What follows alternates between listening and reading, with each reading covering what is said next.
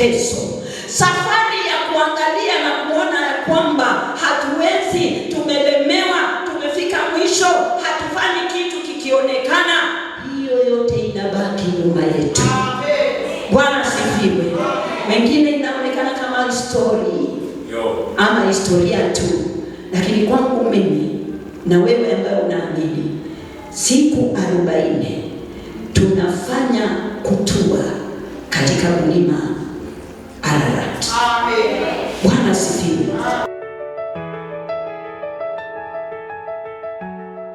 Basi bila kumaliza wakati, kwa sababu wakati wetu umepimika na tuko na safari refu ya kutembea, lazima tutafute nguvu tena kwa maombi tunapozungumza na Baba yetu. Amen. Na wapenda wote sana katika jina la Yesu Kristo. Amen. Nyinyi ndio mnafanya kanisa liitwe kanisa, kwa sababu kama hamko jengo litabadilika kwa kitu kingine, lakini mkiingia inahesabika watu wa Mungu wako ndani. Kwa hivyo hapa kuna kanisa. Haleluya. Amen. Basi wapendwa, nashukuru Mungu tena kwa sababu amekuwa mwaminifu tangu tuanze wiki. Tumekuwa tukitembea safari ya kusema ya kwamba Mungu hukumbuka. God remembers. Yes. Amen. Na tukasoma God remembered Noah. Mungu alimkumbuka Noah. Pale pale ndipo tuko, nilisema sitoki. Tumekuwa na safari hiyo kutoka Monday na jana na siku ya Monday. Labda kabla niendelee, nitaomba tu tuweze kusoma the last 2 verses of my topic, chapter 8 of Genesis, ama kwa Kiswahili Mwanzo 8. Pale tumekuwa tukisoma, lakini tutasoma mstari wa 3 na mstari wa 4. Msomaji tutusaidia.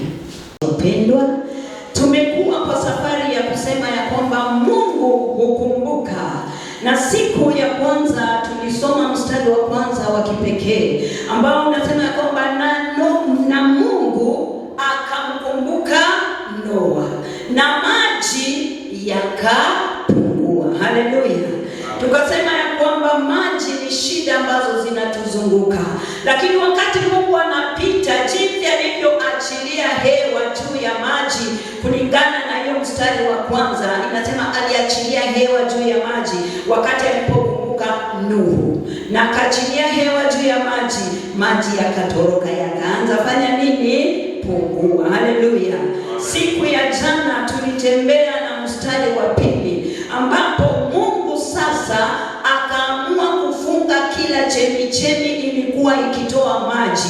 Neno lilisema ya kwamba akafunga madirisha ya mbingu na akafunga hata na chemichemi za kutoka chini, na akazuia, akasimamisha mvua kutoka juu. Hiyo yote ndio ilikuwa inaachilia maji ili maji endelee kuongezeka na wanadamu wakiisha kwa ajili ya hasira ya Mungu. Lakini wakati alikumbuka Nuhu, akasema pale kuna mwanamume mmoja alinitii, akatengeneza safina, nataka sasa nimalize hiyo hali. Haleluya. Tukasema ya kwamba alifunga kila chemichemi ya maji, maji yakapungua na maji yakaacha kutoka. Na wakati tuliingia kwa maombi, wapendwa walisema wanafunga kila mlango ambao ulikuwa unainua shida katika maisha yetu. Haleluya. Tukaangusha kila ngome zote ambazo zilikuwa zimefanyika milango za kuachilia shida katika maisha yetu. Hivyo ndivyo Mungu alifanya. Wakati Mungu alifunga milango ambayo ilikuwa inatoa maji yalikoma, yakaanza kurudi chini. Nasi jana tukasema kwa hilo neno tunafunga kila mlango ulioinuliwa kwa maisha yetu wa kutuletea shida. Tukafunga milango ya magonjwa, tukafunga milango ya njaa, tukafunga milango ya kufungiwa manyumba, tukafunga milango ya kila aina ya shida. Siku ya jana kuliwaka moto. Haleluya. Na leo utawaka tena. Maana leo neno linasema mstari wa 3 ya kwamba na maji yakaendelea kupungua kwa siku 150 maji yaliendelea kupungua. Biblia inasema yaliendelea kufanya nini? Kupungua. Kumaanisha wakati Mungu alifunga zile chemchemi, hakukuwa tena na maji ilikuwa inatoka. Wakati unafunga kwa neno la Mungu, hali fulani ambayo imeingia katika maisha yako, mlango ule ukiufunga hautaendelea kufunguka, maana umeufunga. Haleluya! Kama ulikuwa unazaa hali mbaya, hiyo hali mbaya inaanza kuiondoka pole pole. Amen. Amen. Haleluya. Na nikatoa ushuhuda nikasema, mlango fulani ulifungwa katika maisha yangu, mlango wa kukopa ovyo ovyo. Nikawa ninakopa kwa ajili ya chakula, lakini Mungu nilipomlilia akafunga ile mlango. Hata niwe na njaa nikienda kukopa sitapata, maana Mungu alishafunga ile mlango. And that's why mstari wa 3 unasema maji yaliendelea kupungua.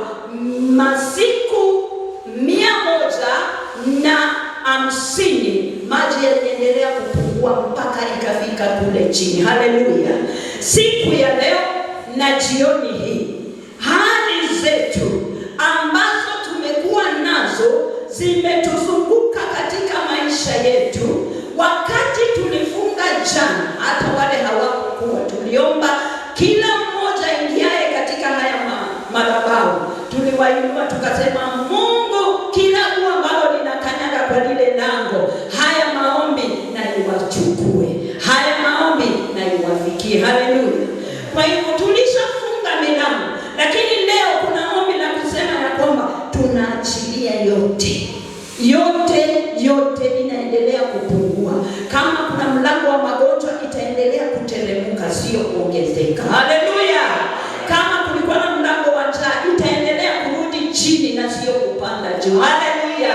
Kama kuna mlango wa madharau itaendelea kuisha na sio kuongezeka. Haleluya!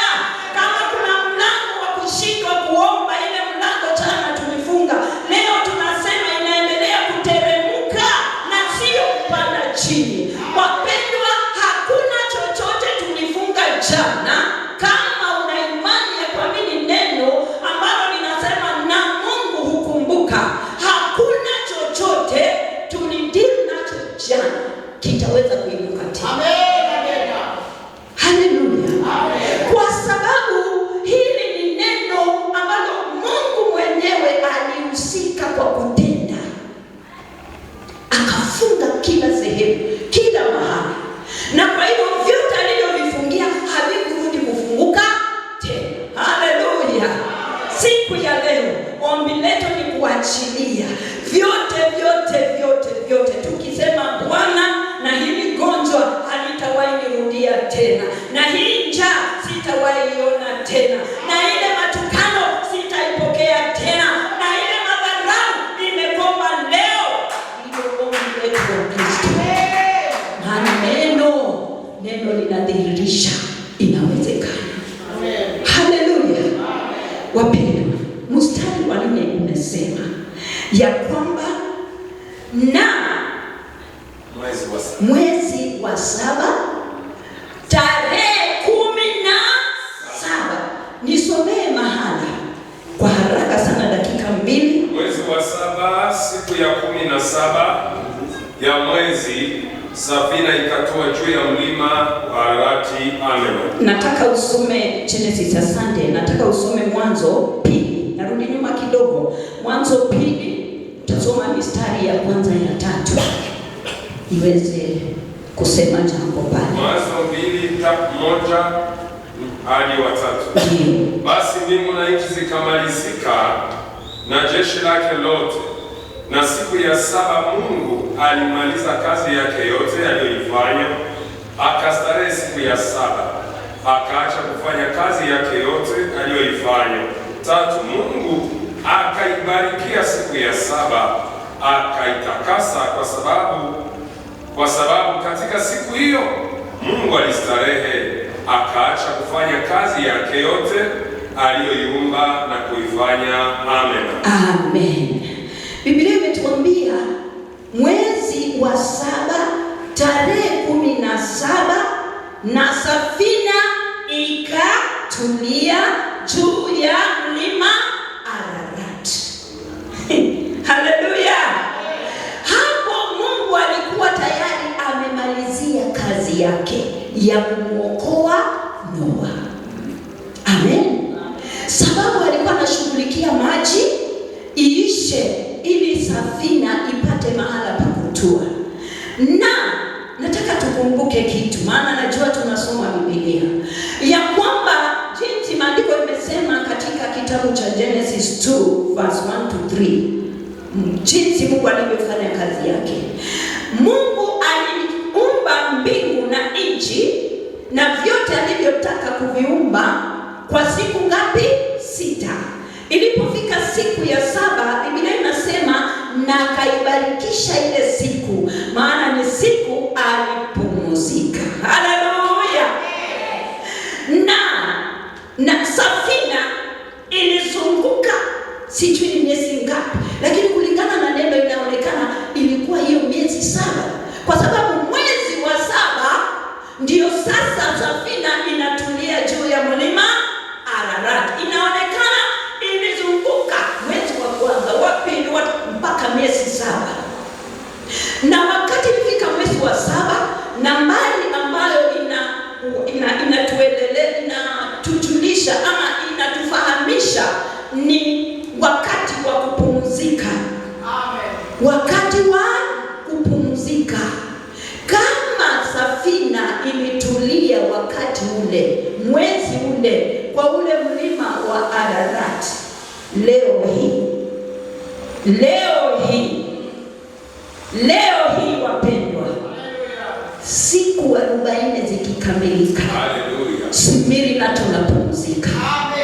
Kulikuwa na neno mtumishi wa Mungu akasema, tumechoka kuzunguka mahala pamoja tukirudia. Na Mungu akaita Musa akamwambia, angalia, nimeona mmezunguka kwa muda mwingi, lakini leo nakuonyesha njia, angalia kule. Haleluya! Jinsi safina ilivyotulia katika mlima Ararat, hivyo ndivyo mimi naamini ya kwamba Mungu aliyenipa hili neno kupitia Roho wake Mtakatifu, baada ya siku 40 Smyrna tunaenda kutua. Smyrna tunaenda kutulia. Smyrna tunaenda kumaliza safari ya mateso, safari ya kuangalia na kuona ya kwamba hatuwezi, tumelemewa, tumefika mwisho, hatufanyi kitu kikionekana. Hiyo yote inabaki nyuma yetu. Bwana sifiwe. Mengine inaonekana kama ama historia tu, lakini kwangu mimi na wewe ambaye unaamini, siku 40 tunafanya kutua katika mlima Ararat. Amen. Bwana sifiwe. Haleluya. Yote ambayo yamekuwa yakiwa yanakubana yanaenda kufika mwisho. Haijalishi yalikuja kwa nguvu gani. Unajua, acha nikwambie kitu moja. Wakati Mungu anaamua kukukumbuka, hataki kujua ulikuwa umefikisha wapi, makosa nini, zile vitu zote ulipitia. Mungu hataki kuziangalia.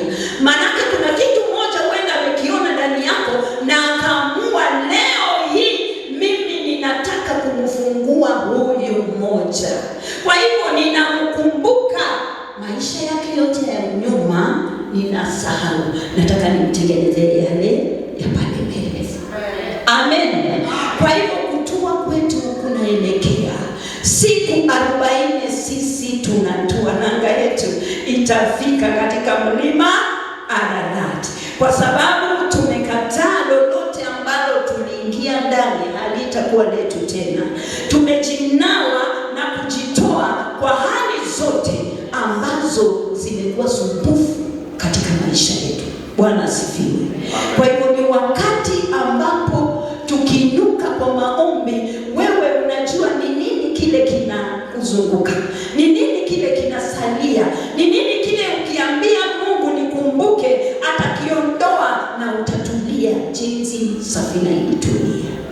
Tunahitaji kutulia wapendwa. Amen. Manake akina Noa hawako siku hizi, lakini wewe na mimi tuko. Kwa hivyo mtu wa kutulia ni nani? Ni mimi na wewe. Tunastahili kutulia kwa sababu Mungu ametuletea utulivu kupitia siku za 40 za maombi. Haleluya! Tusimame wapendwa. Haleluya. Sipiti pale. Amen. Ningependa wewe mwenyewe uweze kukumbuka ni hali gani kwa miaka mingi inakukula. Ni hali gani kwa miaka mingi ukiketi hivi unaisikia tu, ukiketi hivi inakukuchia kwa macho, ukiketi hivi unaikumbuka. Leo nikumute kwa miguu hivi na uambie wewe hali, teremka, ukienda ukirudi kule ulitoka, maana mimi naelekea kutua katika utulivu. Haleluya! Na utulivu ni wako. Ukifungua lango la kutulia utatulia. Utulivu ni wa mtu yule ambaye ameweka moyo wake wazi kukubali ya kwamba Mungu hukumbuka. Kwa hivyo hii safari ya kukumbuka, unakumbukwa na unakumbukwa wakati unaachilia na zile zingine ambazo haziendeshani na kukumbukwa. Bwana asifiwe. Amen. Basi tunaenda kuingia kwa maombi. Na kumkaribisha Reverend, tutaendelesha maombi. Reverend, endelesha maombi. Karibu.